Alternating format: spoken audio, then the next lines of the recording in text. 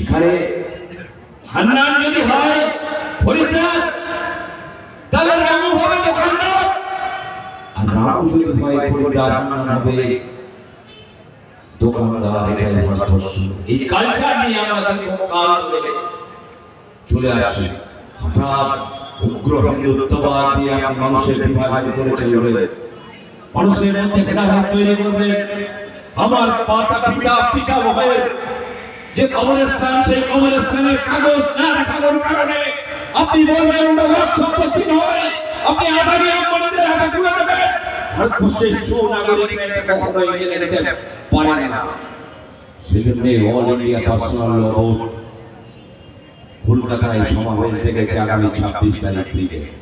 বিভ্রান্তি চলছিল কালকে, কিন্তু না জগতে গেছে সমাবেশ হবে, এবং এই সমাবেশ হবে স্বাধীনতার পরে ব্রিগেড সমাবেশ। এই সমাবেশ হবে ঐতিহাসিক সমাবেশ, যে সমাবেশ আপনার ভাই বাড়িতে থাকবে না, কলকাতায় থাকবে।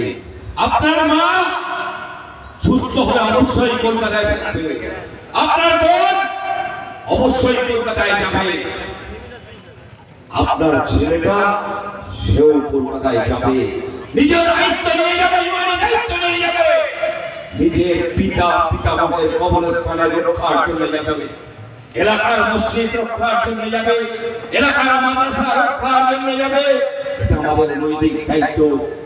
কেউ পাউরুটি খেতে দেবে না, কেউ গাড়ির টাকা দেবে না, কেউ তেল ভরা টাকা দেবে না, কেউ বলবে না ভাই চলো আমি বিরিয়ানি খেতে দেবো। নিজেদের দায়িত্ব নিয়ে আমাদের পৌঁছে যেতে হবে। প্রশাসনের বন্ধুরা আছে, আজকের মিটিং এ তারা সহযোগিতা করছে, কিন্তু তাদেরও দায়িত্ব আছে। 26 তারিখের মিটিং এর দুটোই মিটিং। আপনি যদি মনে করেন বেলা 10টায় গাড়ি ছেড়ে আমি 26 তারিখে পৌঁছাবো, পৌঁছাতে পারবেন না। হাসনাবাদ থানা, বসিরহাট থানা, মালঞ্চবিনা থানা, নেজার থানা পর গাড়ি আটকাবে। যানজট যাতে না তৈরি হয় সেজন্য তারা চেষ্টা চালাবে।